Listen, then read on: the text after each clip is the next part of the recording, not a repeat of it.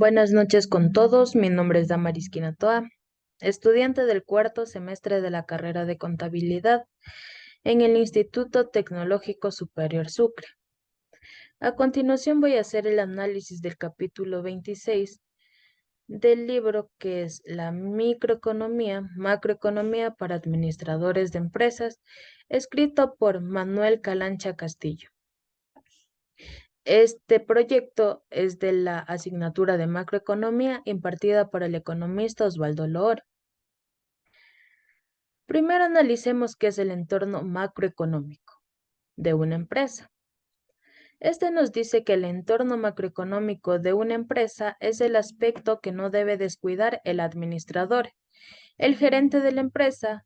El estado de la situación macroeconómica del país se puede apreciar mediante la evaluación del comportamiento de las variables que representan los grandes agregados, como pueden ser el Producto Interno Bruto, o más conocido como el PIB, Producto Nacional Bruto, las inversiones, el ahorro, las exportaciones e importaciones, el empleo, la inflación y o otros niveles de precios.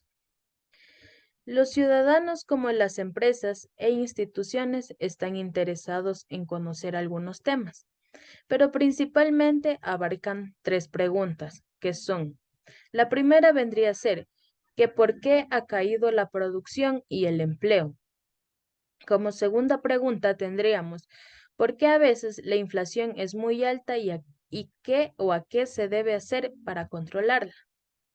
Como tercera pregunta tendríamos, ¿qué se debe hacer para aumentar la tasa del crecimiento económico del país? Las economías de todos los países en la actual economía global se muestran fluctuaciones de las principales variables macroeconómicas, que son influenciadas por las fluctuaciones económicas del resto del mundo. Estas fluctuaciones económicas que se dan en los países del resto del mundo pueden afectar y de hecho afectan el nivel de la producción y el empleo de un país. Esta también define la producción de los países y del resto del mundo, y también determina los países que pueden determinar cuál produce el alza de los precios de los bienes y servicios que este país importa.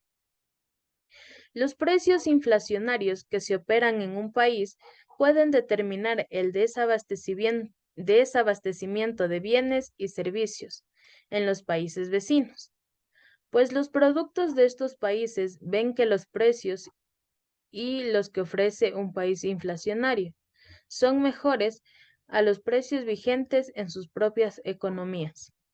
De hecho, este es un motivo por la cual se justifican la intervención, el diseño y las políticas macroeconómicas por parte del Fondo Monetario Internacional. Aparte de este tema, también podríamos decir que los países se preocupan por las tasas de incremento del Producto Interno Bruto. La inversión y el empleo sean superiores a las tasas de crecimiento poblacional. Solo así se puede esperar que la mejora de este ingreso per cápita y la mejora también del nivel de vida de la gente de este país. Precisamente porque la situación de la economía en general nos afecta a todos, los medios de comunicación informan ampliamente sobre sus cambios, y es difícil ver un telediario o leer un periódico en incluso las redes sociales sin que haya una referencia a determinadas variables macroeconómicas que se acaban de publicar. La variable en cuestión puede ser la producción total de la economía, conocida como el Producto Interno Bruto o por sus siglas, el PIB, la tasa de desempleo, el nivel general de los precios, el salario de la balanza comercial, que la balanza comercial vendría a ser la diferencia entre lo que exporta e importa un país durante y a lo largo de un año, o la evolución de la cantidad de dinero u oferta monetaria. Todas estas son variables macroeconómicas y nos indican algunos aspectos sobre la evolución del conjunto de la economía. Por otra parte, podríamos decir que la contabilidad macroeconómica y la teoría macroeconómica tratan en gran parte de las mismas variables, que vendrían a ser el ingreso nacional, producción y empleo. La contabilidad macroeconómica trata de relaciones contables, distintas de las relaciones teóricas o funcionales, que pueden establecerse entre estas variables. Una relación contable podríamos decir que es una identidad. Una relación que es cierta por definición, como por ejemplo, la identidad de un balance empresarial. Este vendría a ser nada más y nada menos que los activos son igual a los pasivos más el patrimonio neto. Ahí tendríamos un balance empresarial. Por el contrario, podríamos decir que una relación funcional tiene la finalidad explicativa y puede ser por ello una simplificación excesiva que solo es cierta aproximadamente y no en su totalidad. Como siguiente subtema de este capítulo 26, tendríamos el Producto Interno Bruto o el PIB como valor agregado.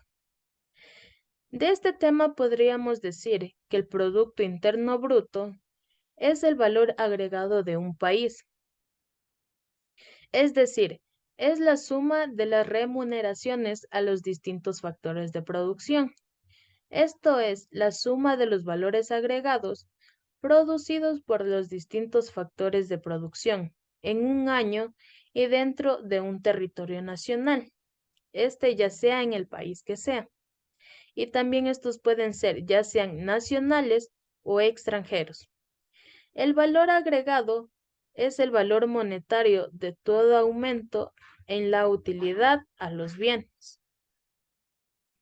Este valor agregado está producido por la acción de cada uno de los distintos factores de la producción en cada estadio productivo. También podríamos decir que el valor agregado es entonces la suma de los sueldos de los empleados, de los salarios de los obreros, de los intereses de los dueños del capital y de las regalías de los tecnólogos. También vendrían a ser ingresos o alquileres de los dueños de las tierras y utilidades o beneficios de estos empresarios. Podríamos decir que cada sector productivo compra bienes intermedios del mismo sector. Como recordemos, tenemos 4 sectores productivos, que son el primario, el secundario, el terciario y el cuaternario también.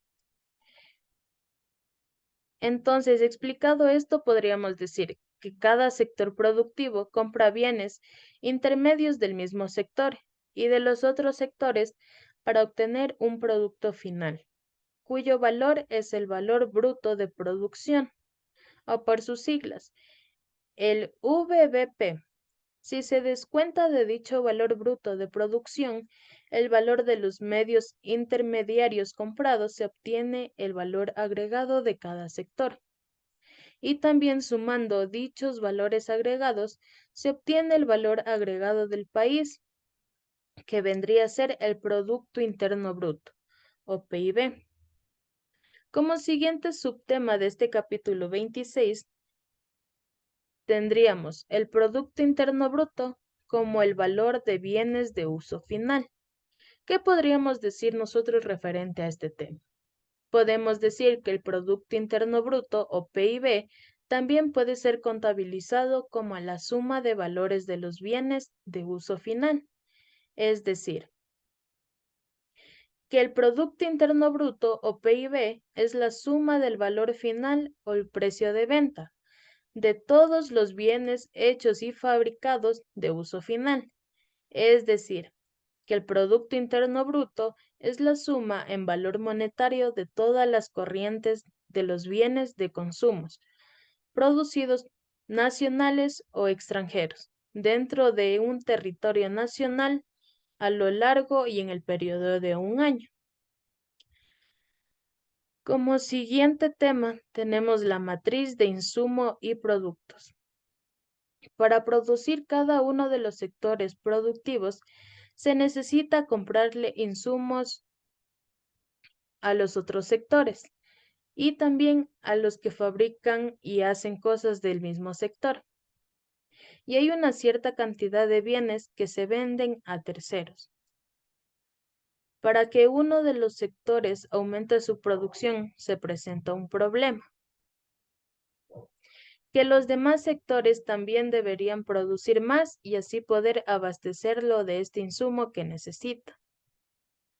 El sector industrial, que vendría a ser el más grande que tenemos, es el que tiene una mayor demanda de sus productos. No solo tiene que aumentar su precio para cubrir esa propia demanda, sino que también debe producir más para que los otros sectores puedan aumentar y también para que pueda aumentar su sector y brindarles los insumos que estos y el propio sector necesitan. Entonces el problema no es simple y surgen muchas preguntas, de las cuales las más representativas tenemos que son: ¿cuánto debe producir cada sector para poder ser abastecido? Como segunda pregunta tenemos: ¿cómo prever estos aumentos de producción si el cambio de uno de los sectores obliga a cambios en la producción de estos otros sectores? Estas serían las dos preguntas más relevantes que tenemos con respecto a este tema. Y la respuesta a este problema se debe a Wassily Leonfield, matemático de origen ruso, que emigró a Estados Unidos. Leonfield tuvo y obtuvo el Premio Nobel de Economía en el año de 1973 por el desarrollo de un modelo de insumos y productos, que también es conocido como input y output, y sus aplicaciones son importantes y se aplican a importantes problemas económicos, según la propia Fundación Nobel. Según el propio Leyenfeld, la matriz de insumo es un producto y es un estudio empírico de las interrelaciones entre las diversas partes de un gran sistema económico. Un esfuerzo por adaptar a la teoría del equilibrio general de Leon Wallace. Fue un fisiócrata del tableau économique de origen francés. Es un método que hoy en día se utiliza y es una herramienta muy importante para la planificación y aplicación de la producción económica de los países. Esta matriz, por darles un ejemplo de cómo sería, es una tabla de doble entrada, que muestra los ingresos y los gastos de cada uno de los sectores, así también como los gastos e ingresos de las economías domésticas, del gobierno y también, por qué no decirlo, del resto del mundo. Esta matriz, sin embargo, ha sufrido a lo largo de la historia de los años algunas modificaciones para una mejor utilización y mejor comprendimiento. Podríamos decir que también en el principio el Producto Total Bruto estaba expresado en unidades físicas y el gasto total bruto estaba expresado en unidades monetarias, difícil de entender. Entonces, en el lado de las compras o salidas, lo que corresponde al gobierno y también a las familias, que vendrían a ser las economías domésticas, se cambió por el valor agregado de todos estos sectores. Estos se dividen en remuneraciones a los factores de producción en manos de las familias, como vendrían a ser los sueldos, salarios, intereses y royalties, unidades y también los impuestos de gobierno.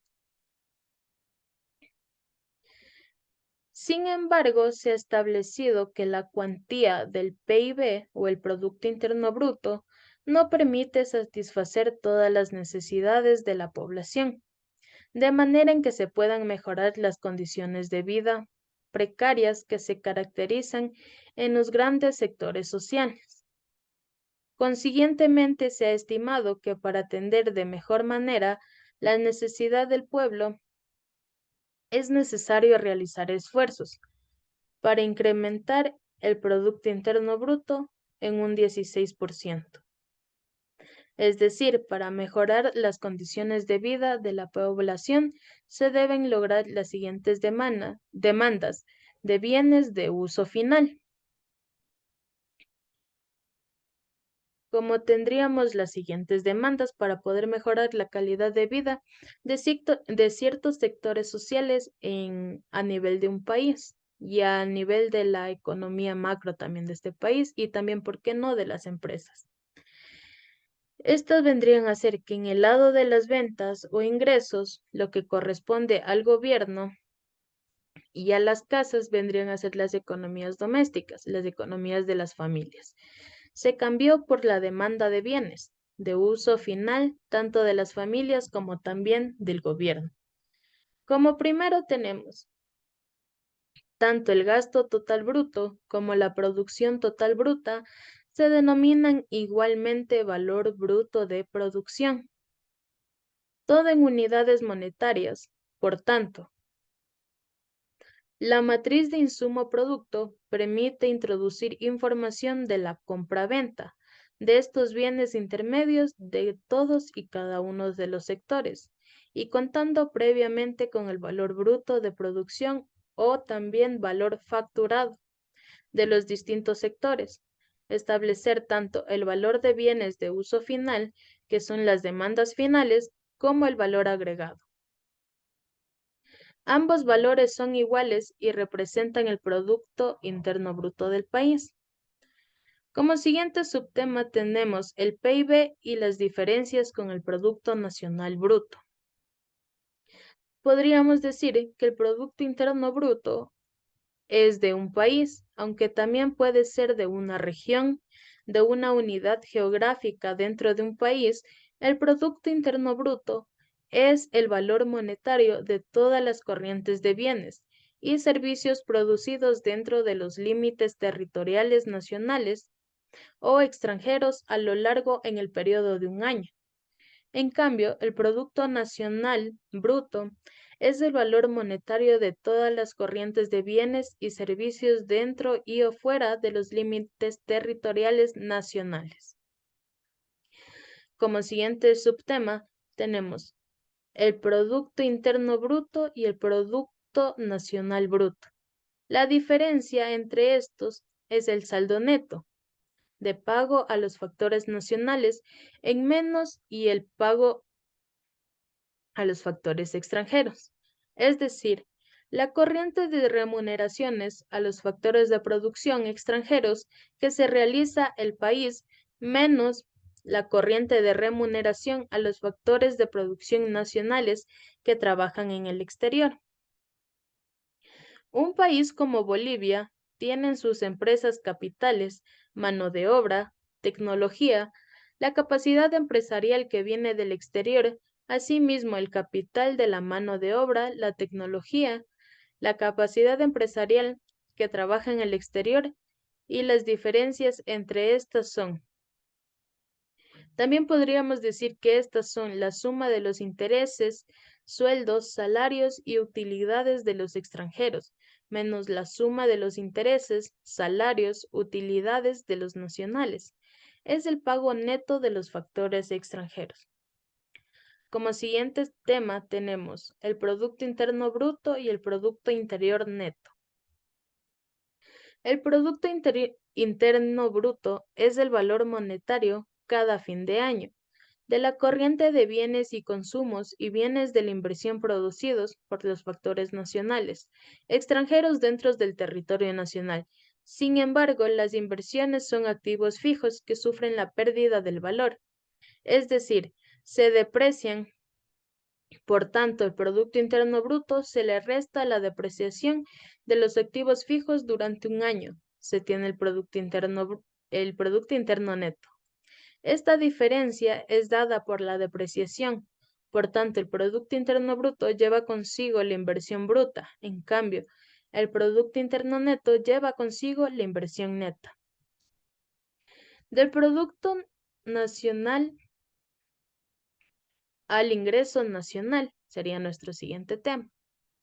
Restando el Producto Nacional Neto, los impuestos indirectos y sumando las subvenciones del gobierno de ciertas producciones, se obtiene el ingreso nacional, es decir, el ingreso de todas las familias nacionales que prestan factores de producción como serían los sueldos, salarios, intereses, ingresos, alquileres y utilidades. Los impuestos indirectos son impuestos que se aplican al consumo de bienes o a la utilización de los productos que se desplazan al consumidor, en quien última instancia se paga el impuesto, de lo cual reduce la cuantía de su ingreso, y las subvenciones, que son compensaciones que hace el Estado al costo de producción, cuando dicho costo es superior al precio de mercado de los productos. En muchos países como Bolivia, el Estado otorga la subvención a la producción y la comercialización de gasolina y también de otros hidrocarburos.